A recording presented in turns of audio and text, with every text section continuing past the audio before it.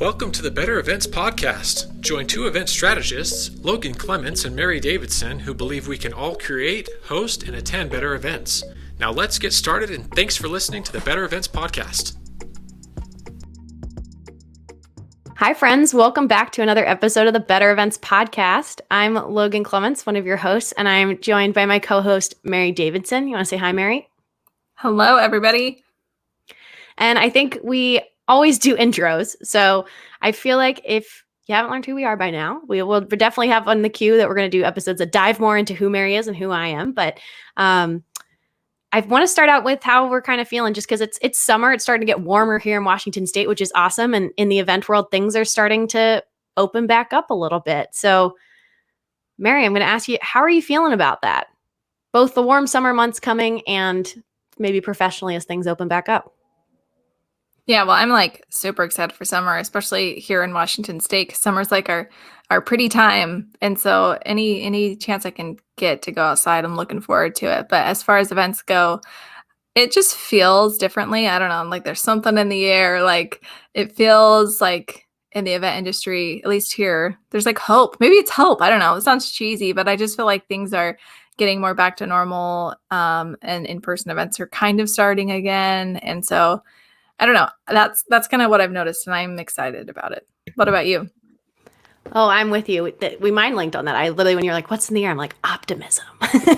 Optimism's in the air. I'm with you when it's warm out. It's so nice. Just this is the best time of the year for weather in Washington State. It's like not too hot, not too cold, just kind of perfect out. And yeah, as things start to open back up, I think the best way I've heard it described is that it's not going to be like a light switch. It's going to be a gradual dial. And so I think all of us that have been working in purely virtual world this whole time, even a tiny notch up on that dial to like having a couple people in person or doing a really small in-person event is pretty exciting. I know I have my first in-person event booked, and it's going to be with super strict COVID protocols. So it's going to look nothing like what I was doing pre-COVID.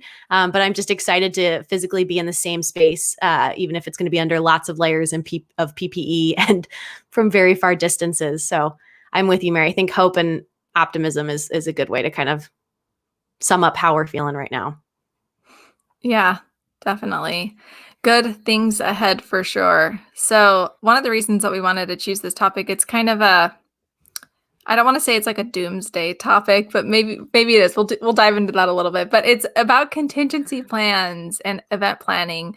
And so how to actually have one and what it means and how to kind of protect yourself from all of the potential things that might happen and prepare for all the what ifs. And it sounds like a heavy topic, and it is kind of like you could go down this big road of like, well, what if this happens? What if this happens? And I think there's a level that it's important to address. And we'll talk a little bit more about that, I guess. So we'll go ahead and dive right into our discussion. Logan, you want to take it away?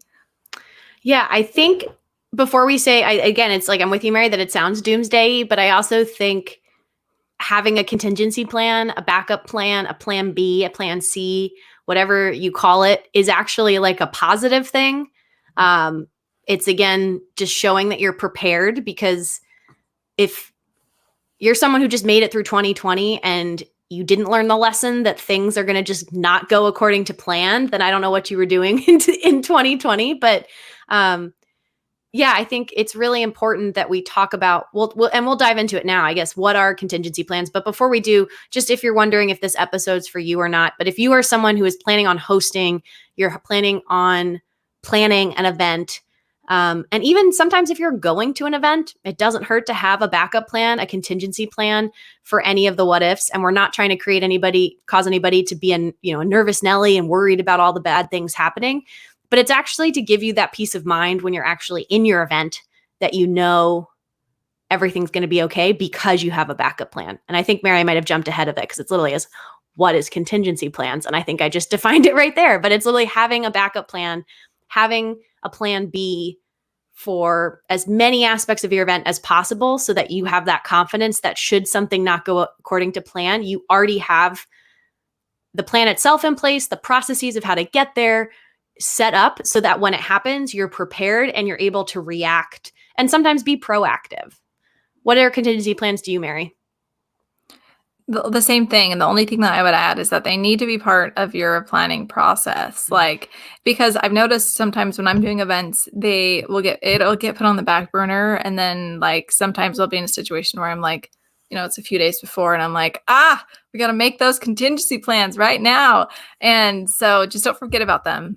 To some extent, just make sure you have some things locked and loaded in case something does happen. So yeah, I agree. Yeah. Same definition. Yeah. And so like talking about what does that look like in person or virtual? Mary, I'll take the virtual side of things if you want to think through the in person. But for virtual, what does a contingency plan look like? A contingency plan looks like if your Zoom crashes or your internet crashes and you were supposed to be the one who started the Zoom call and led the Zoom call. So what would that contingency plan look like? Having somebody else on your team or a friend or whoever it is that, depending on the event you're doing, you have another person who is armed with the login information and is able to log into the Zoom account and start it, no problem if your internet went out. Or if you're a speaker at an event, at a virtual event, it's having your phone also dialed in. So if your internet on your computer goes out, virtual events, it's a lot of internet backup plans. But my biggest thing with virtual event is you should just test whatever it is you actually want to do. You want to send a poll in your Zoom, during your Zoom meeting, practice sending the actual poll, hitting start poll and send it. If you're live streaming to YouTube, actually live stream to YouTube and maybe pick a time of day. If you're someone who has lots of followers, pick a really late time at night where no one's going to notice if you actually start streaming and delete it later. But actually go through the steps versus just talking about hypothetical plans. Like Mary mentioned, starting early is helpful, but you need to actually execute whatever it is you're thinking and start to realize where things could break and where things could not go according to plan, whose internet could go out, whose computer could lose power, again, we had an event where the servers that hosted the website that our event was on, the servers lived in New Jersey and their warehouse caught on fire. I can't control that. My client couldn't control that. Our entire production team couldn't have controlled it, but it happened. And it was one of those where we had kind of a plan in place, but we hadn't really, that one scenario of servers on fire had not crossed my brain. So it took some time to react and problem solve. But you want to think through every part of your event virtually and all the parts where connections could be lost, power could run out, and how you would react to that. Because once you have that plan in place, whether it's just throwing up a slide while your speaker redials in, now you actually have a plan if that happens, and your speaker would know what's going on, you know what's going on, versus that confusion in the moment. Mary, how about for in-person events? What does contingency plans look like for in-person? Yeah, for in-person, I mean, I think the idea is similar, but when I first think of it, I think of like your talent or somebody who's supposed to be part of the program doesn't show up on time. So then it's like, well, what do you do? Somebody needs to fill in. You need to have like a host or an MC who can ad lib and work on their feet. But when I really think about what I actually do for contingency plans for in-person events, it has more to do with safety for sure. So it's more like, if the program gets delayed and someone doesn't come, that's unfortunate. But like the bigger issue to me is like safety issues. That is much more detrimental.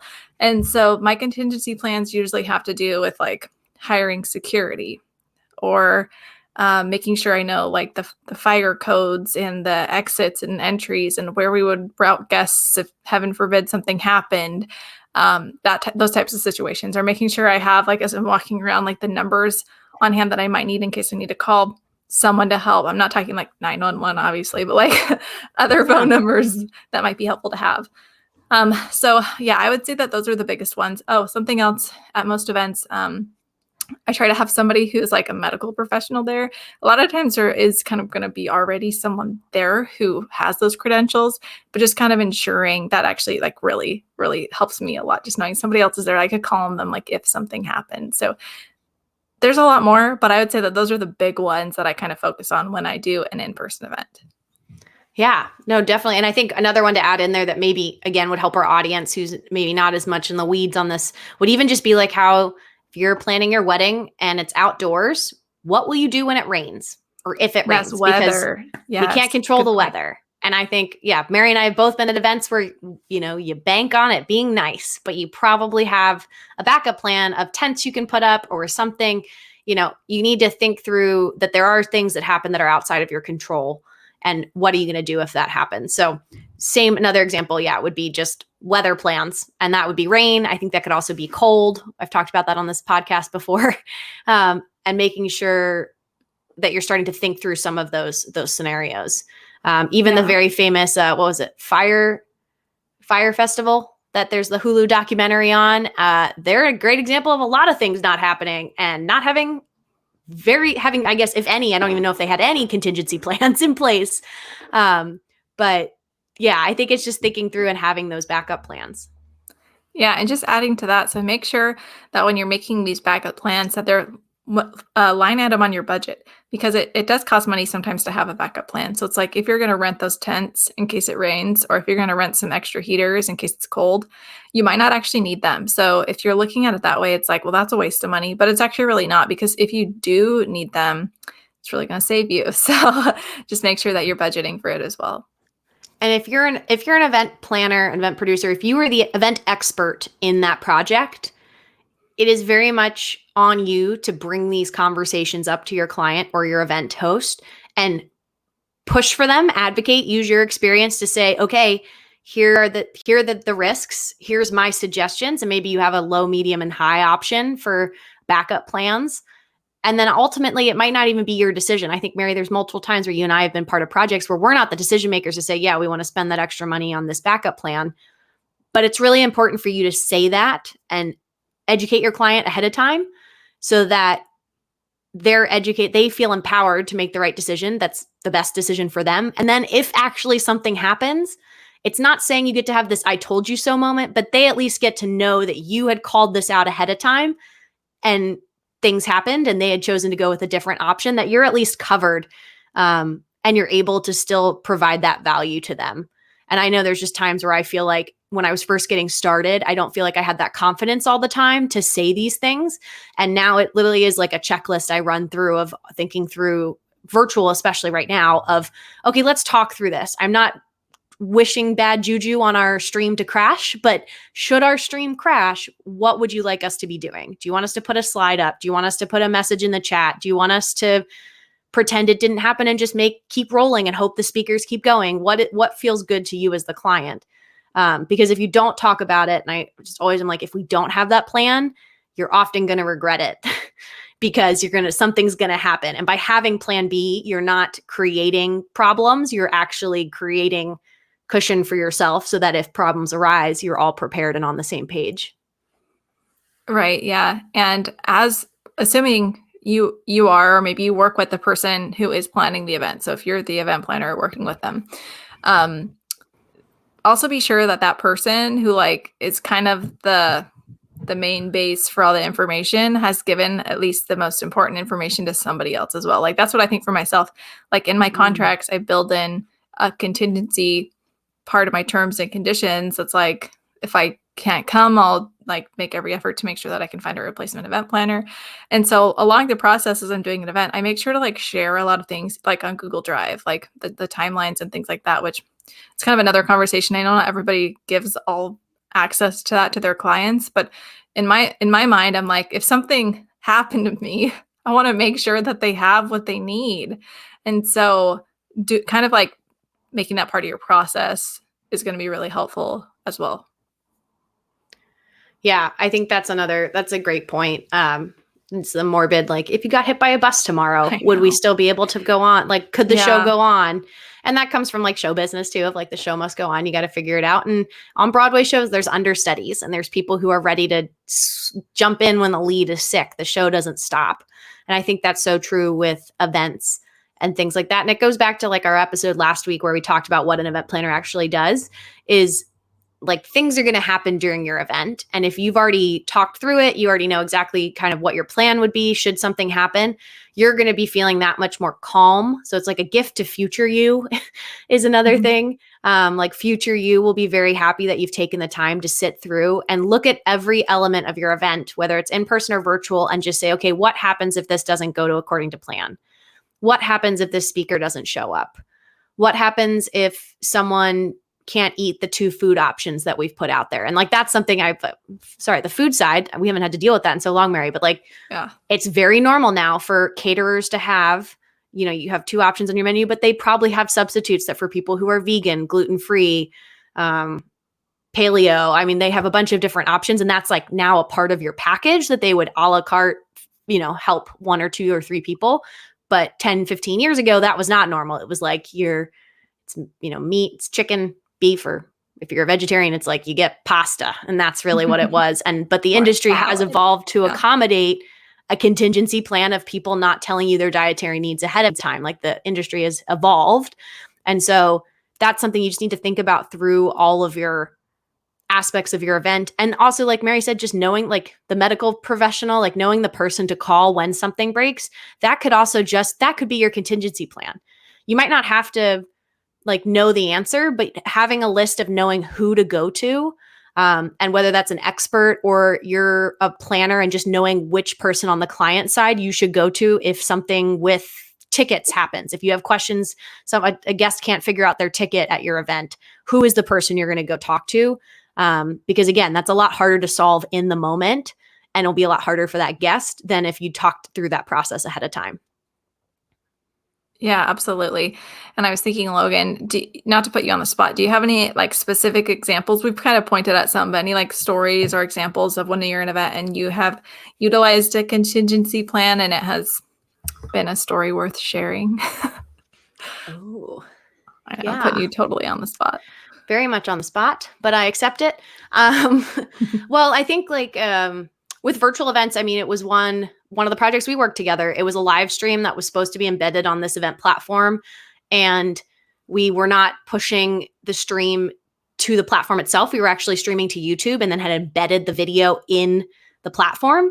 And turns out in the tests, it worked fine on the computers we tested it on. And then the event day, it didn't work out.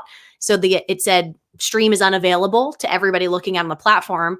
But because our contingency plan wasn't relying on the platform, it was relying on this backup stream or on the YouTube stream, we were able to quickly drop that link in the chat. And there was a couple minutes delay, but we were able to migrate everybody to watch that session on YouTube just by dropping that link directly in the chat. And so that was one where I think that's taught me a lot about having even more complex contingency plans for that.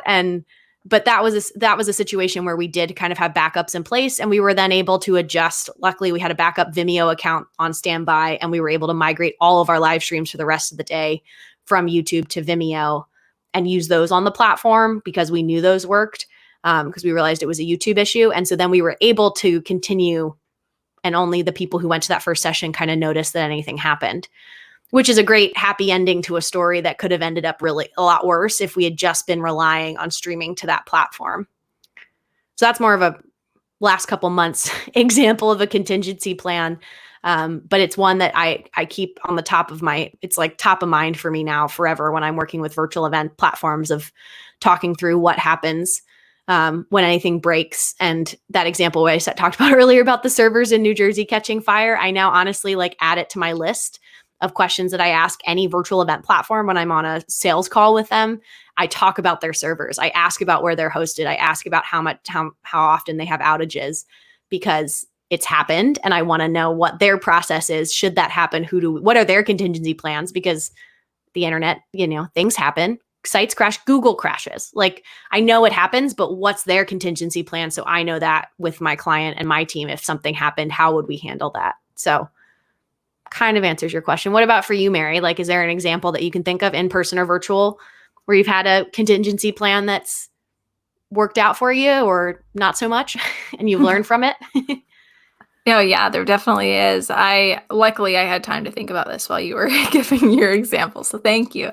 There was an in-person event that I did when I was with my previous employer, and it was an outdoor event in October in Washington, which is just kind of asking for rain, but that's okay. So the contingency plans, we talked about weather earlier in this podcast, like they had a lot to do with that.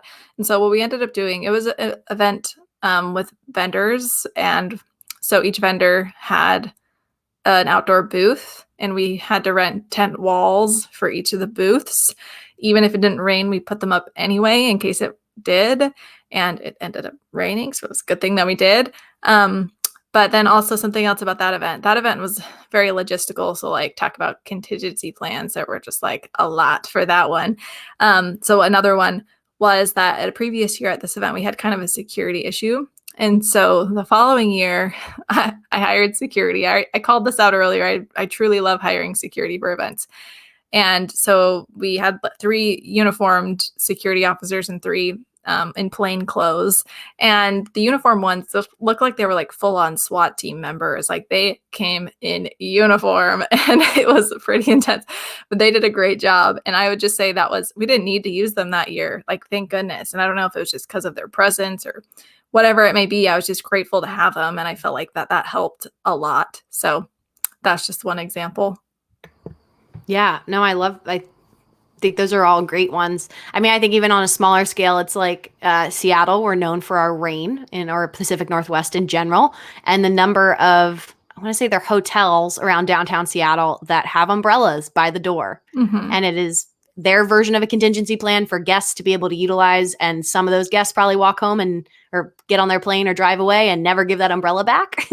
But others, will use that just as when they go in and out of the hotel to sightsee, but that's the hotel's form of contingency planning to make sure that guests are still able to get around and see things no matter what the weather's like, which I feel like it's a very small example, but yeah. No, I love that. And go ahead. Well, I love that. And it just makes me think of like, we've talked about this.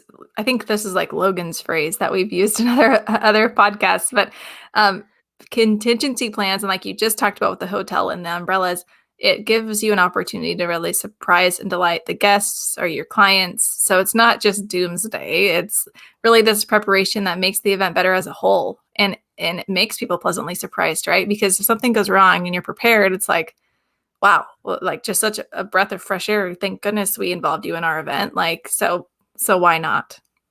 Yeah. Well, I mean, surprise and delight is such a great way, but we should have talked probably at the top of this, but like who benefits from contingency plans? Cause you're right. It's a lot of doomsday of like, oh no, what's going wrong? And you feel like Chicken Little, the sky's falling, like all the bad things, but who benefits from you having good contingency plans? You do. You as the event host actually benefit because you're going to give your guests a positive experience no matter what happens. Because a lot of times it's also, I've always joked that people will they'll remember things that go wrong. They probably won't remember all of them, but they will remember how you react to it. So we also talk with virtual speakers of like, if your internet blips, like, or you freeze all of a sudden, you come back, just play it off and keep rolling. And people are going to be pretty forgiving versus if they blip and all of a sudden now they're really mad and upset and feel awkward. And like that energy is going to get transferred to your audience. So thinking through like your audience will benefit from your good contingency planning. I used to say, and this, Mary, I haven't thought about this in a really long time, but as an event planner, one of the big things for hosts, anybody who was having an event that involved alcohol, I said that a lot of guests, they will always remember if you have super long lines for food